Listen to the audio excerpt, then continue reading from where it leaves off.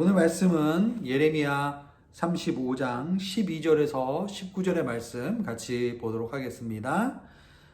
저와 여러분이 한 절씩 교독하시겠습니다.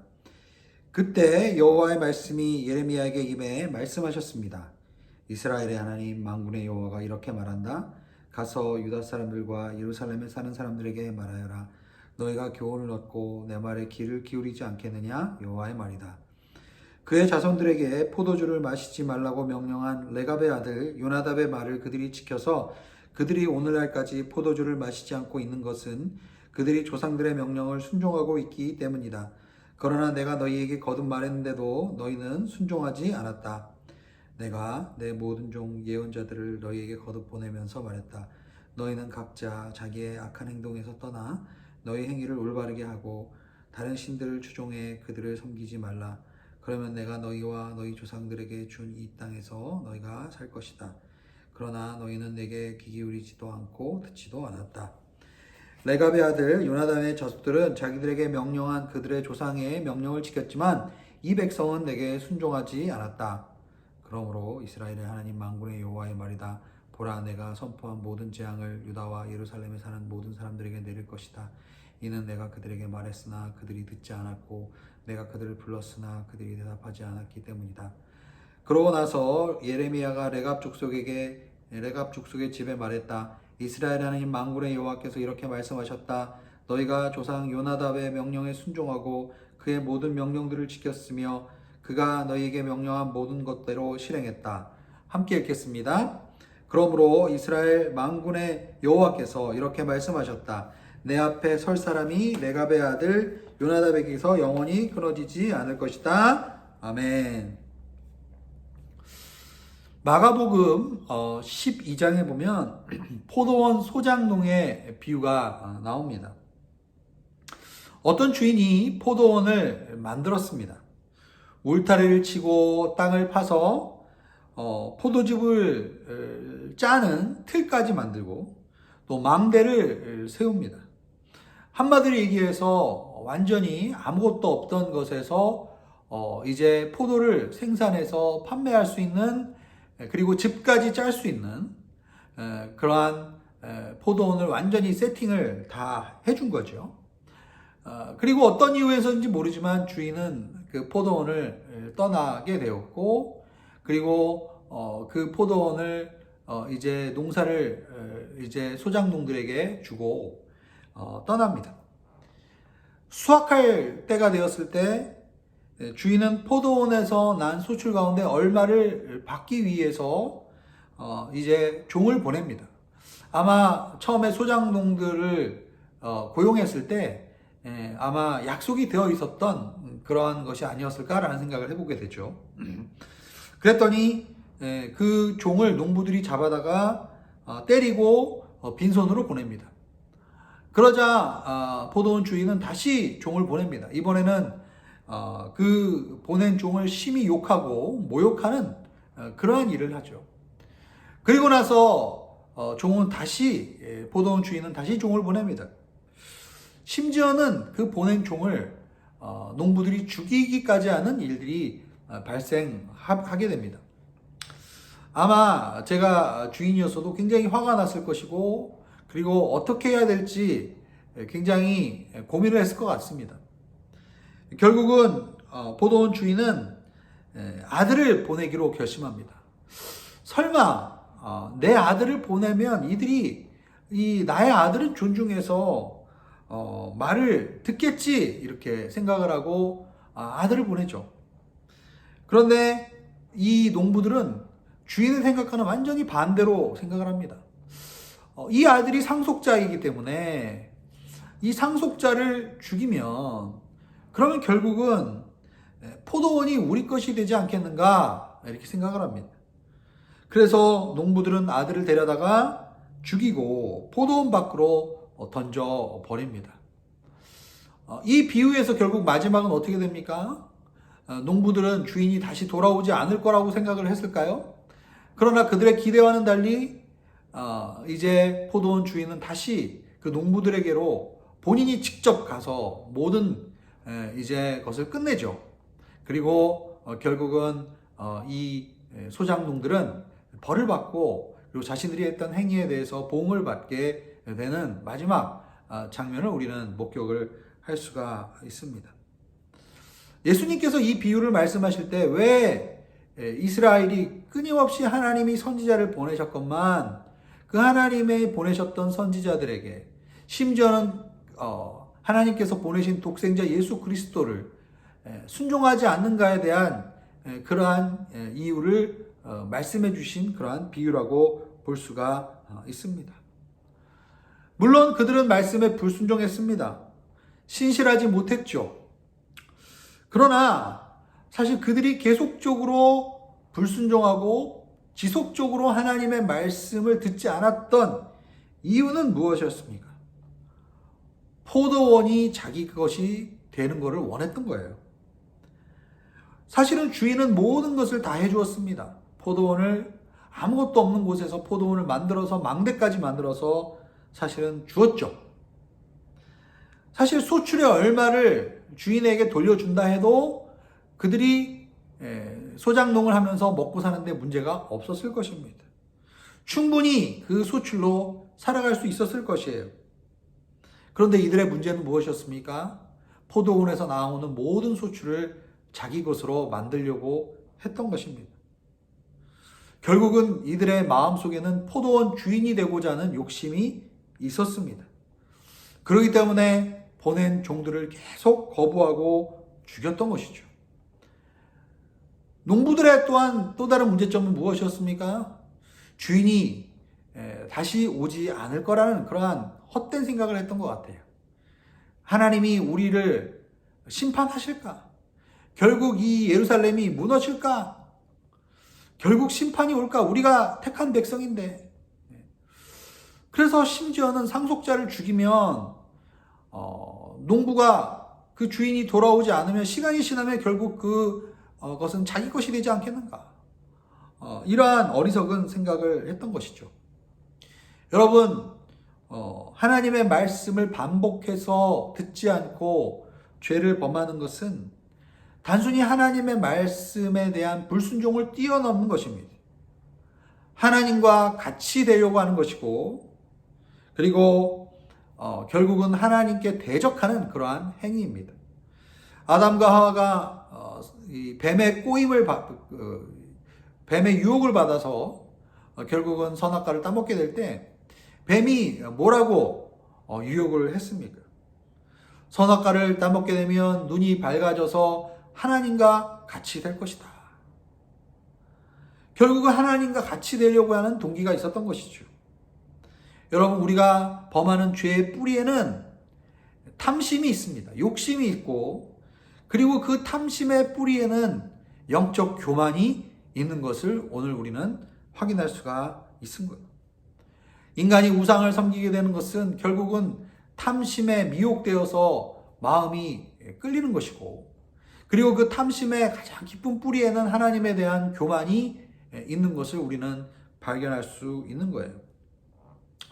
우리는 어제 본문에 이어서 계속 예레미야 35장 후반부를 오늘 살펴보게 되는데요. 예레미야 후반부에 보면은 오늘 본문 13절, 14절에 레갑 자손의 예를 들었던 이유는 과연 무엇인가? 레갑 자손은 그 조상의 시조벌인 요나답이 이제 포도주도 마시지 마라, 수유를 가지지 마라, 평생 천막에서 살아라. 어떻게 보면 율법에서 특정한 사람들만이 지킬 수 있는 그런 아주 엄격한 그런 규정을 조상이 후손들에게 이야기를 했어요. 사실 후손들이 조상이 죽은 이후에 그걸 안 지킨다 한들 어떤 무슨 처벌이 있겠습니까? 그러나 이 레갑 자손은 놀랍게도 200년 정도 되는 이 기간 동안에 모든 이 요나답의 자손들이 이 말씀을 신실하게 지켰다라는 것이죠. 어떻게 보면 이스라엘은 만왕의 왕, 만주의 주이신 하나님께서 200년이 넘는 시간 동안에 계속 말씀하셨고, 계속 부탁하셨고, 계속 하나님의 선지자를 보내서 경고하셨음에도 불구하고 하나님의 명령에 지속적으로 불순종하고 반응하지 않았던 반면 레갑 자손은 일개 사람에 불과한 요나답이라는 그 조상이 물론 하나님 앞에 온전한 마음으로 순종하고자 하는 마음으로 그 명령을 했지만, 그러나 일개 사람이 한 그 명령에 대해서도 그렇게 신실하게 200년 동안 사람들이 보지 않던 그 말씀을 지켰다는 것이 정말 놀라운 것 아니겠습니까? 하나님은 이러한 레갑 자손과 이스라엘을 비교하면서 이스라엘 백성의 문제를 지금 지적하고 계십니다. 오늘 본문 15절에 보면은 하나님께서 진정 원하셨던 것은 무엇인지에 대한 이야기가 나옵니다. 오늘 15절 보면은 너희는 각자 자기의 악한 행동에서 떠나 너희 행위를 올바르게 하고 다른 신들을 추종해 그들을 섬기지 말라라고 이야기하고 있어요. 그러니까 이들의 문제는 단순히 그냥 말씀에 불순종한 문제가 아니었다라는 거예요. 영어 성경으로 보면 turn away from your wicked ways. 그러니까 무슨 얘기입니까? turn away라는 것은 돌이킨다라는 뜻입니다. 너희들이 지금 살아가고 있는 이 악한 삶의 방식으로부터 돌이켜야 한다. 결국은 지금 이 삶 속에서 계속 말씀에 불순종하는 것은 이 하나의 삶의 방식이 되었고, 이제 어떻게 보면 삶이 이런 식으로 고착화된 것이죠. 어떻게 보면 습관화된 거예요. 죄를 짓는 것이, 불순종하고 반역하는 것이 어떻게 보면 하나의, 어떻게 보면 체제가 된 것입니다. 이들의 삶의 방식이 된 것이죠. 이들의 삶의 문화가 된 것이고, 생각도 안 하고 그냥 그들이 자연스럽게 선택하는 것이 불순종의 방식으로 삶이 나가고 있다는 거예요. 여기서 돌이켜야 한다는 것입니다. 그리고 두 번째로 행동을 올바르게 해라. 영어 성경으로는 reform your action. 완전히 새롭게 개혁을 해야 된다는 거예요. 여러분들의 생각을, 여러분들의 행위를 새롭게 재편해야 된다. 그러니까 하나님은 그냥 단순히 겉으로 드러나는 행위를 바꾸는 것에 만족하시지 않습니다. 겉으로 보이기에는 할례를 행했고, 겉으로 보이기에는 절기마다 예루살렘에 가서 제사도 드렸고, 겉으로 보기에는 하나님의 백성처럼 기도를 하고 있지만은, 그러나 그들의 마음의 깊은 중심에는 아직도 자기가 삶의 주인이며 자기가 구원자며 자기 스스로의 힘으로 인생을 이끌어 가려고 하고, 그래서 결정적인 위기의 순간이 올 때 그들의 선택은 세상적인 방식의 선택이었고, 위기 상황이 올 때마다 애굽을 바라보고 강대국을 바라보고 돈을 의지하고 사람을 의지하는 그러한 모습을 그들이 보인 것이죠. 평소에는 그냥 하나님을 잘 믿는 것 같다가도 위기 상황이 오거나 어려움이 오거나 또한 고난의 순간이 찾아올 때 그들의 삶에 마음에 무엇이 있는지를 보여준다는 거예요. 결국 그들의 문제는 무엇입니까? 다른 신들을 섬긴다는 거예요. 우상을 섬기고 그 우상에게 마음을 빼앗겨버리고, 그리고 결국은 자기의 왕심에 자기의 마음속에 원하는 것들을 탐욕을 추구하고 탐심을 추구하고 결국은 하나님을 따르지 않는 그들의 모습을 보게 됩니다. 그들이 이렇게 악한 행동에서 떠나서 행위를 올바르게 하고 다른 신들을 떠나게 될 때 어떤 약속이 주어집니까? 그러면 내가 너희와 너희 조상들에게 준 이 땅에서 너희가 살게 될 것이다. 너희가 이 땅에서 살게 될 것이다. 여러분, 이 땅은 어떤 땅입니까? 하나님이 주신 약속의 땅입니다. 이 약속의 땅에서 살아가기 위해서는 적들로부터의 보호가 필요합니다. 아무리 본인들이 잘 살려고 해도 주변의 민족들이, 가나안 민족들이 쳐들어오고 미디안 민족들이, 블레셋 민족들이, 또 아모리 족속들이 공격을 해오면 이스라엘 백성은 살 수가 없는 거예요. 하나님의 보호하심이 없이는 우리가 살아갈 수 없는, 한시라도 살아갈 수 없는 존재라는 것을 우리는 잊어서는 안 됩니다. 아울러서 이스라엘 백성이 이 땅에서 살아가기 위해서 필요한 것은 무엇이었습니까? 이른 비와 늦은 비였죠. 이스라엘은 이 애굽이나 아니면 메소포타미아 지역에 있었던 그러한 나라들에 비해서 관계 농업을 할 수 있는 풍부한 물자원이 존재하지 않았어요. 늘 추수를 시작할 때, 파종을 할 때 하나님께서 비를 내리셔야 하고, 그리고 추수를 할 때도 하나님이 비를 내려주셨어야 했습니다. 즉 하나님의 백성이 하나님이 주신 땅에서 살아가기 위해서는 하나님의 공급하심과 하나님의 보호하심이 없이는 살아갈 수 없다는 것을 하나님의 땅에서 하나님의 백성에게 가르쳐 주신 것입니다. 여러분, 눈으로 보이는 눈앞의 이익에 눈이 멀어서, 그래서 나의 말초적인 신경을 자극하는 유익과 이익을 그리고 죄악들을 쫓아가다 보면 결국은 우리는 하나님의 보호하심과 하나님의 인도하심, 또 하나님의 공급하심을 우리는 결국은 받을 수 없는 거예요. 결국 이 땅에서 살아갈 수 있는 유일한 것은 하나님과의 관계가 얼마나 우리 삶 가운데 중요한 것을 인식하고, 그리고 하나님과의 관계에 나의 마음과 나의 생각과 나의 우선순위를 가장 최고로 하는 것이, 그것을 살 때 우리가 이 땅 가운데서 살아갈 수 있다는 것을 하나님의 말씀으로 우리에게 가르쳐 주십니다. 결국 오늘 말씀의 16절과 17절에 보면은 너희가 이렇게 하나님의 말씀을 계속 거부하고 불순종했기 때문에 너희는 결국 벌을 받고, 그리고 결국은 이제 선포했던 그 재앙을 예루살렘과 모든 백성에게 내릴 것이다 라고 말씀하십니다.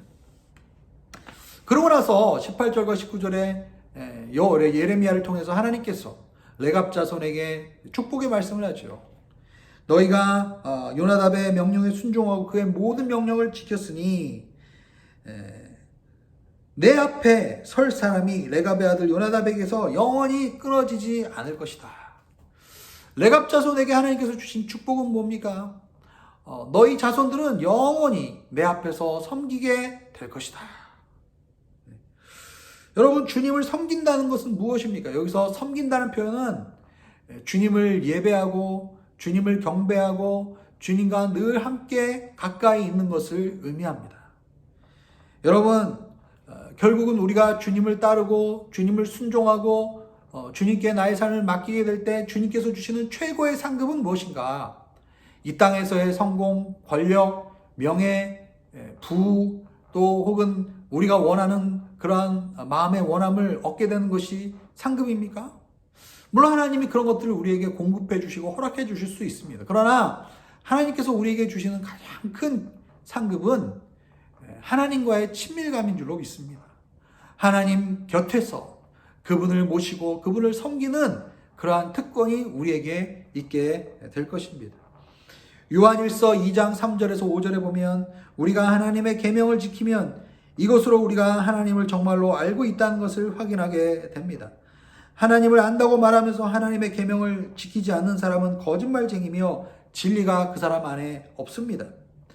그러나 누구든지 하나님의 말씀을 지키면 하나님의 사랑이 참으로 그 사람 안에서 온전히 이루어집니다. 이로써 우리가 하나님 안에 있음을 알게 됩니다. 여러분, 하나님의 계명을 지키는 자들의 가장 큰 상급은 하나님의 사랑이 그들 안에서 충만히 온전히 이루어지게 되는 것이죠. 여러분, 예레미야 35장을 통해서 하나님은 우리에게 어떠한 말씀을 주십니까? 시드기야와 여호야김과 또한 그의 백성들, 하나님의 말씀에 대해서 지속적으로 반역하고 순종하지 못했던 백성들, 또한 시드기야처럼 이 종들을 풀어주지 않고 노예들을 풀어주지 않고 결국은 하나님의 말씀의 상황에 따라서 마음이 변해서 하나님의 말씀을 지키지 않는 그러한 백성들과 레갑 자손들은 어떻습니까? 레갑 자손은 200년이 넘는 기간 동안에 하나님 앞에 신실하게 서 있던 하나님의 백성들의 차이를 보여주고 있습니다. 여러분, 주님을 섬기는 자는 탁월성이나 인기나 어떤 반짝거리는 그러한 것으로 섬기는 것이 아닙니다. 하나님의 그 섬기는 자들에게 하나님께서 요구하시는 가장 기뻐하시는 것은 신실함이며 충직함인 줄로 믿습니다. 우리가 어떻게 하나님을 계속 신실하게, 꾸준하게, 그리고 충실하게, 충직하게 섬길 수 있습니까? 결국 첫 번째로 우리 안에서 늘 고백해야 되는 것은 하나님이 우리의 삶의 주인임을 고백해야 할 것입니다. 나에게 주신 물질, 나에게 주신 시간, 나에게 주신 모든 것들이 하나님의 것이라는 것을 고백하고, 그리고 내가 그런 것들을 이제 붙잡고 포기하지 못하는 것이 아니라 하나님 때문에 내가 온전히 하나님을 신뢰하기 때문에 노예가 7년이 되었을 때 그 사람들을 풀어줄 수 있고, 온전히 하나님을 신뢰함으로써 나의 삶의 공급과 나의 삶의 보호는 하나님께로 온다는 그 고백이 나의 삶 속에서 계속 이어져야 할 것입니다. 포도원의 소장농들처럼 계속 자기가 갖고 있는 것을 놓지 않으려고 하고 끝까지 그것을 욕심을 부리고 놓지 않으려고 할 때, 나누려고 하지 않을 때, 베풀려고 하지 않을 때, 결국은 내 마음 안에 있는 내가 내 삶 속에서 주인이 될 때, 진정 하나님께서 보내신 종을 무시하고 결국 그 종을 죽이게 되는 그러한 안타까운 모습을 보게 되는 것입니다. 여러분, 우리의 삶 가운데서 정말 하나님 앞에 온전히 순종하며 나아가는 저희들의 삶이 될 수 있기를 주님의 이름으로 축복드립니다. 여러분, 오늘 이 시간에 함께 기도하길 원합니다. 오늘 기도 제목 잠깐 보시면서 같이 기도하겠습니다. 첫 번째로 주님의 은혜에 감사하며 늘 주님께 나의 가진 것의 일부를 돌려드리는 신실한 선한 청지기의 삶을 살게 하여 주시옵소서. 두 번째로 이 세상에서 추구하는 스펙이나 인기나 탁월성을 추구하지 아니하고 신실하고 충직한 하나님의 종이 되게 하소서. 세 번째로 우리의 상급은 하나님과의 친밀함임을 우리가 알고 늘 주님 곁에 섬기는 것을 감사함으로 우리가 섬길 수 있기를 원합니다. 우리가 함께 이 시간에 기도하며 나아가겠습니다. 함께 기도하겠습니다.